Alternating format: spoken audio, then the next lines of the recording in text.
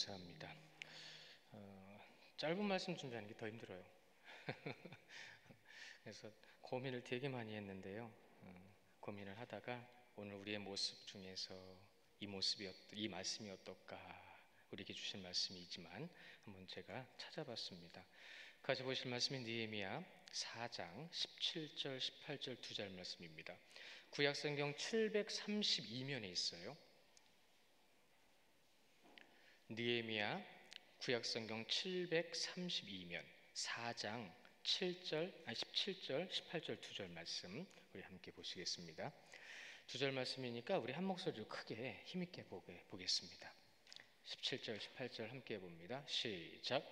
성을 건축하는 자와 짐을 나르는 자는 다 각각 한 손으로 일을 하며 한 손에는 병기를 잡았는데 건축하는 자는 각각 허리에 칼을 차고 건축하며 나팔 부는 자는 내 곁에 섰느니라. 아멘. 예배 끝나고 제가 잠깐만 좀 전달 사항을 좀 전해드리겠습니다. 잠깐만 앉아 계셔요. 오늘 이 말씀 보면 포로귀환 3차 포로귀환이에요. 1차, 2차 포로귀환 때는 포로귀환을 했음에도 불구하고 여러 가지 난관 때문에 재건을 못했어요. 낭망하고 그냥 나태해지고 그냥 그렇게 있는 그런 모습이었어요. 그러다가 이제 느헤미야 때 와가지고 느헤미야가 얼마나 눈물로 기도했어요. 하나님의 성전과 성벽과 성문이 불탔다는 얘기를 듣고 너무 가슴 아팠죠. 그래서 그 말을 듣고 하나님께 열심히 기도하고 하나님의 뜻이 어디 있는지 찾을 때에 내가 너를 보내노라 라고 할 때에 다시 3차, 그래서 1차, 2차 때는 많은 인원이 포로귀환을 했는데 3차 때에는 많은 인원이 오지 않았어요. 느헤미야와 그와 함께하는 이 수행원들만 오는 정도였어요. 그리고 나서 이제 성전 재건을 하는데 이 성전 재건할 때에 굉장히 초라한 모습이었어요. 솔로몬의 성전에 비하면 너무 초라했죠. 그러나 성문을 닫는다는 것은 무엇을 의미하냐면 외세의 침략을 막아주는 가장 중요한 역할을 했거든요. 그래서 성문이 달려지는 그날 울었어요. 가슴 아팠었죠. 그때 성문이 좋지도 않았을 거예요. 그때 그들이 성전을 재건하기 위해서 지금 읽으신 것처럼 성을 건축하는 자와 짐을 나르는 자는 각각 한 손으로 일을 하며 한 손에 병기를 잡았는데 건축하는 자는 각각 허리에 칼을 차고 건축하며 나팔 부는 자는 내 곁에 섰느니라. 그 성벽을 건축하도록 이렇게 일을 했다는 거예요. 이것은 신학적으로 굉장히 중요한 얘기입니다. 그때는 실질적으로 성벽을 바로 세워야 성전을 바로 세울 수가 있어요. 성전을 바로 세우기 위해서 그들의 헌신은 성벽을 바로 세우는 것으로 시작이 된 거죠. 근데 한 손에는 병기를 잡고 한 손에는 일손을 잡은 거예요. 신학적으로 이런 겁니다. 한 손에는 섬김이 있고 한 손에는 전신갑주가 있는 거예요. 근데 그들은 그걸 깨달지 못했어요.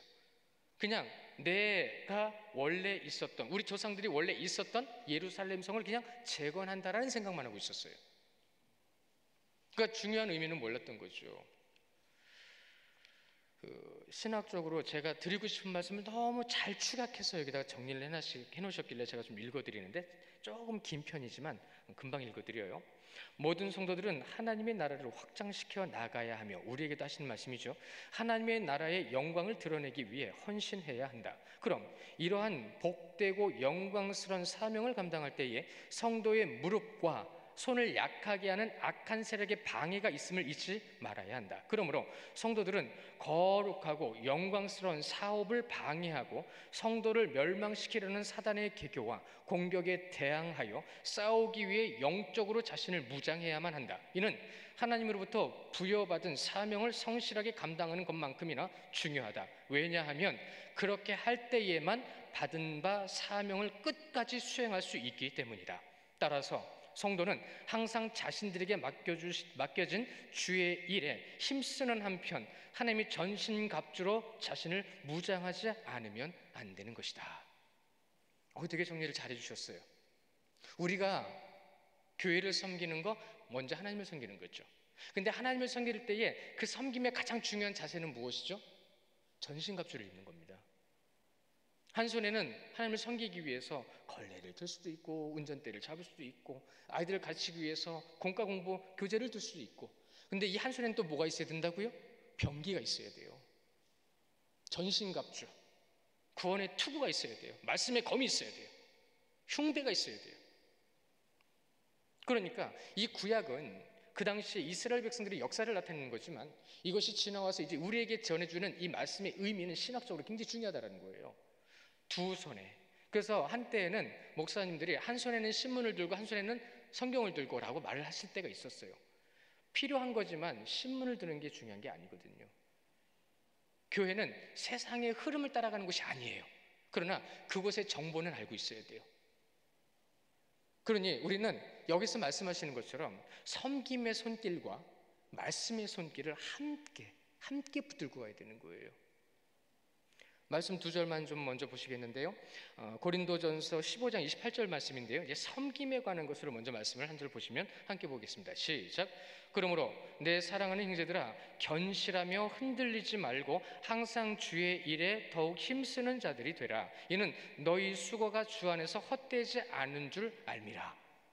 하나님을 섬기는 건 절대로 헛된 거 아닙니다. 여러분이 땀 흘리고 섬기고 교회를 돌아보는 건 하나님이 기뻐하시는 거예요. 두 번째 말씀, 에베소서 6장 10절 11절 말씀입니다. 함께 봅니다. 시작.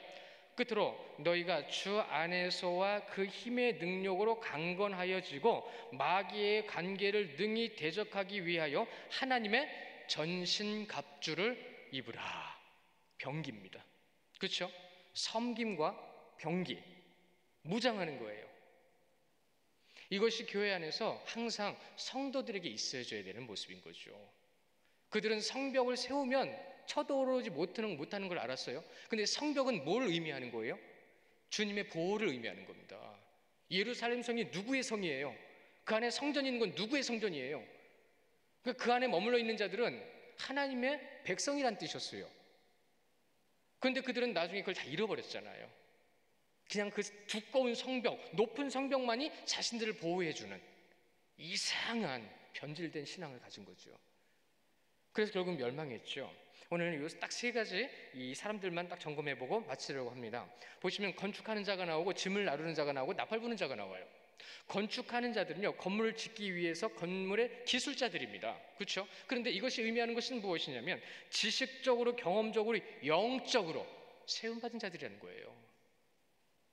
또한 여기서 다음은 짐을 나르는 자들이에요. 근데 이 짐을 나르는 자는 칼이 없어요. 보호받아야 될 대상들이에요. 근데 누구냐면 공급해주는 사람들이에요.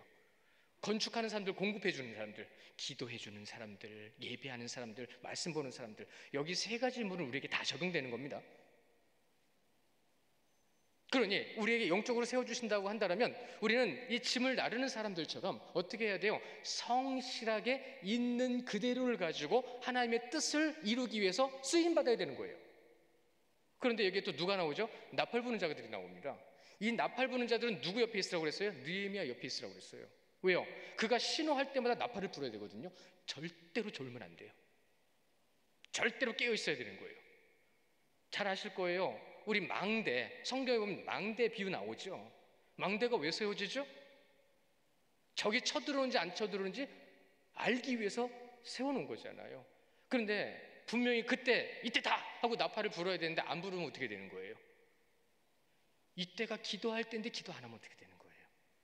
이때 말씀대로 실천해야 되는데 안 하면 어떻게 되는 거예요? 그러니까 이 성을 다시 재건하기 위해서 세 가지 이 부류의 사람들이 어떤 역할과 무엇을 하는지에 대해서 우리가 깊이 고민하고 상고를 하고요. 우리가 오늘도 여러모로 이제 좀 땀도 흘리실 거고 막 그러실 텐데, 여러분, 교회 일을 감당할 때에는 분명히 짜증이 옵니다. 여러분 마음 힘들게 하는 게 온단 말이에요. 어떤 이유에서든. 그러나 거기에서 그냥 순종하고 참고 내가 이해해주면 부드러워요. 근데 또 지나고 나면 아무것도 아니에요. 근데 우리는 너무 그 순간순간에 우리의 마음과 생각의 기준들이 많이 있어서, 물론 여러분들 생각과 기준들 참 좋아요. 제가 가끔 보면은 참 지혜로운 일들을 많이 하세요. 그런데 그러한 것들이 합일돼야죠. 합일. 같이 마음을 모아주고 같이 생각을 해주고, 그래서 거기서 주님이 원하시는 마음을 찾아가야 하잖아요. 이 세 부류의 사람들이 우리에게 전해주신 교훈이 바로 그런 겁니다. 그들은 그렇게 해서 재건했어요. 1차, 2차, 3차까지 걸치면서 재건하는데 시간이 300년이 넘게 걸렸습니다. 너무 안타까운 거예요. 잊지 마세요. 부딪힘은 분명히 느헤미야가 하나님의 말씀으로 인하여 우리가 성전을 재건해야 된다고 할 때, 하나님의 말씀이라고 할 때에 사람들이 불편해했어요. 그런데 잊지 마세요. 그냥 따랐을 때 재건이 된 거예요. 그래서 부딪힘은 성장의 계단이라는 말이 있습니다. 부딪힘은 부딪혀서 불꽃을 튀는 게 아니라 부딪힘을 통해서 하나 될 수 있게 잡아주는 거예요. 그러니까 부딪히는 게 아니고 붙는 거죠. 개인이 아니라 모두가 마음을 모아 의논하고요, 더 나은 결정을 위해서 애써서 힘쓰는 겁니다. 불편함을 주는 사단의 계략에 물러서지 마시고요, 넘어지지 마시고 오직 주님의 평안함으로 섬기시면서 주님 앞에 서기를 원하고요. 성도님들은요, 어떻게 생각할지 모르겠지만요, 저는요 오늘 이렇게 교회를 돌아보고 저는 그런 생각을 해요. 위에서부터 끝까지 이제 시를 갖다 다 점검해야 되잖아요. 좋은 계기예요. 뭐가 있는지 어떻게 해야 되는지 한번 싹 둘러보시고, 그리고 또 되게 지혜롭게 식당 싹 치워놓고 거기다 다 모아놓고 또 어떻게 처리할 건지 의논하시고, 되게 좋은 모습이잖아요. 예, 모아놓고 같이 의논하세요. 그렇게 의논하면서 주님께서 원하시는 교회를 만들어가는 거잖아요. 참 좋은 생각이에요. 참 좋은 모습들이에요. 그래서 주님이 기뻐하시는 시간들이 되시기를 축원합니다. 좀 힘드실 거예요. 그렇지만 주님의 그 귀한 섬김은 꼭 기억하신다고 하셨어요.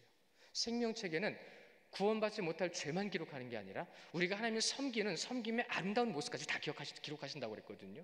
기억하신다는 뜻이에요. 그러니 모두가 기뻐하고 모두가 감사할 수 있는 시간으로 승화시키시고요, 사실 모두가 만족할 수 없습니다. 모두가 만족할 수 없어요. 그러나 우리가 그 자리에서 최대한 만족할 수 있는 것을 만들어가고, 그로 인해 하나님께서 기뻐하시는 성도의 시간들을 만들어가시는 귀한 시간 되시기를 주님의 이름으로 축원합니다. 예, 우리 이 시간에 주기도문으로, 주기도문 뭐죠? 이전에 우리 인사를 해야죠. 우리 성도들과 같이 옆에 있는 분들과 인사하겠습니다. 한 주간